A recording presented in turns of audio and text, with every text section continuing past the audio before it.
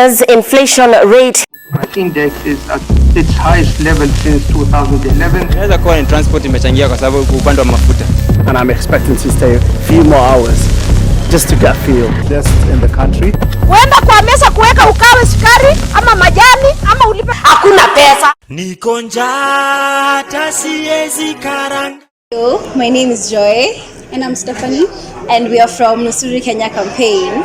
We are here today to have discussions about the current state of inflation in Kenya. We are here to give our views on inflation. We'll talk about what inflation is, the causes and effects of inflation, and how inflation has affected the economy of especially our country, Kenya.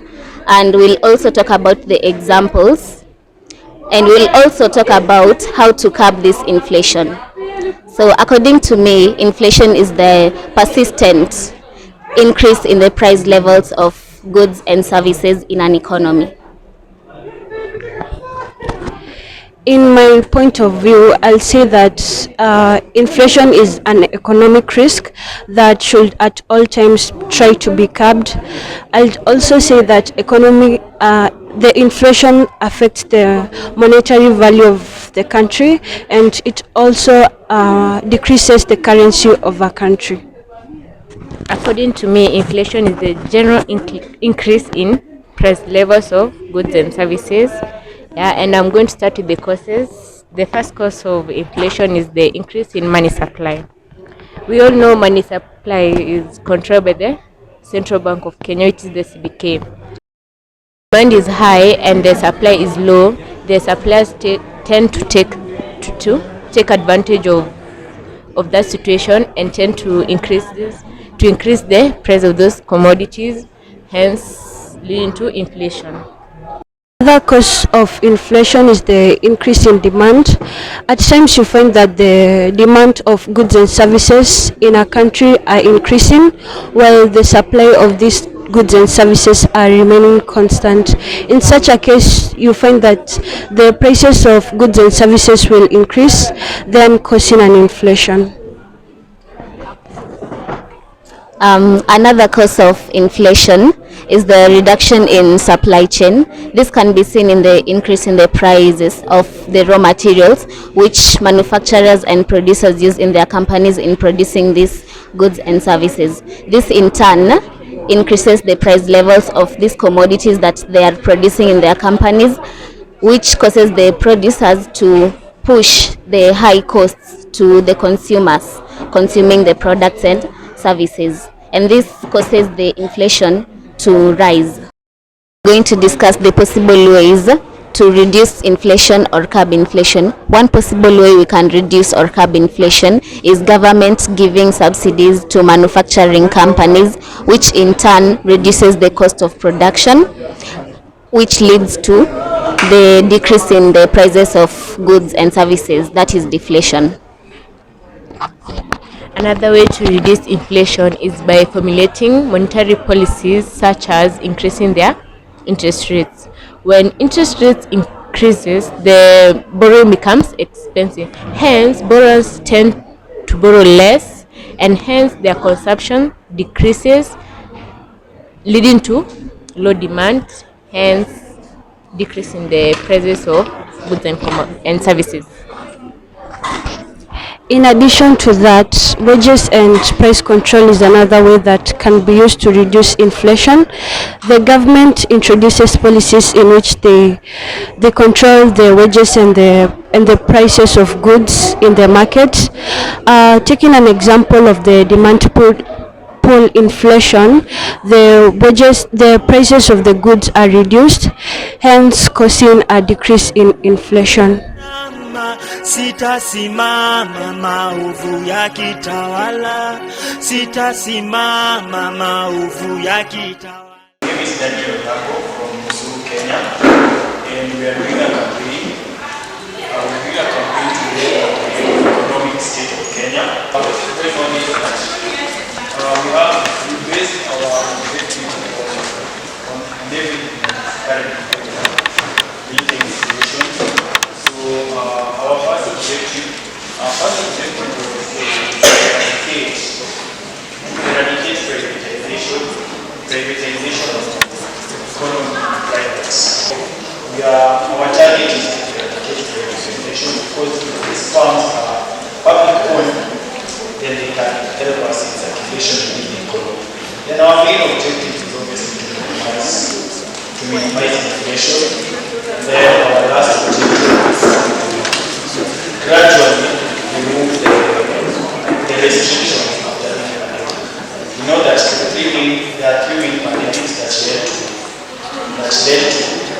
the current state of COVID-19 in the Ukraine war.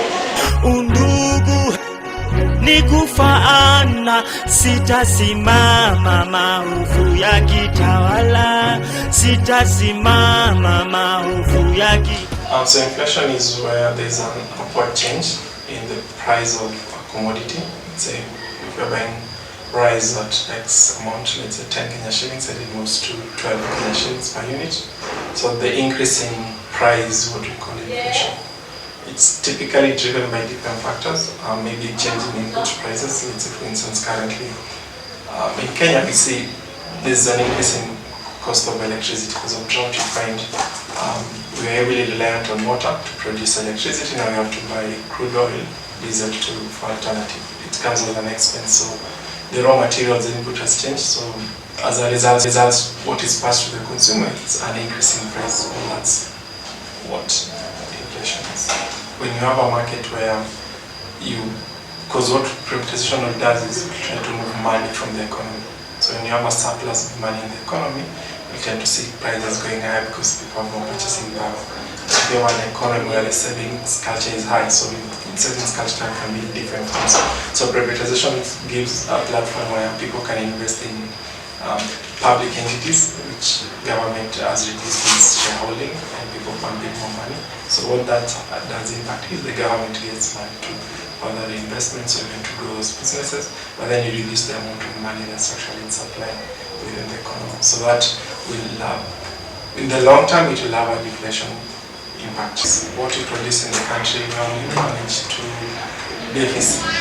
reach, it covers like 40% of what's required demand in the country. And the challenge is, like, for instance, what goes to Uganda, it's a specific type of rice which the local people are not used to, so they tend to export. Even as a global from a point, if we reduce our export, because also that's a factor. If we are more importers, so it means we depend on the dollars. So, but if we are exporters, that means we have a better deal. So if we change our approach from a country point where we export most of our products and import less, of course, it will have an impact in inflation because most of the products we use, crude oil and so on, are traded in dollars. So it will reduce the country reliance on dollars and we have less deficit. That's what we're experiencing. So first one I think is, as a country, it's over-indebtedness. So we've done a lot of borrowing and in foreign currency, and you have to pay them in the same currency.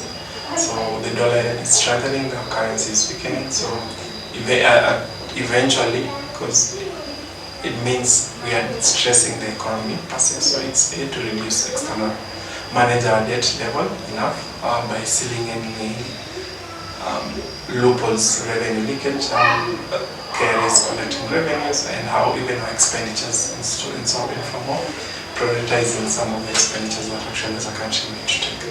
So those expenditures that have direct impact in terms of increasing demand, overall aggregate demand, that's the one I typically focus on. So there are many factors. We have external pressures that are coming in. So some of the fiscal policies that the government has taken, both the monetary policies that they've implemented, are towards the right trajectory. The impact won't be felt in the next 2 years or so because of external pressures that actually are facing. So, but I would expect maybe inflation rate will still trend at the same trend, maybe for the next year because of our anticipated drought that is coming and so on. At maybe 5% increase from what we currently see.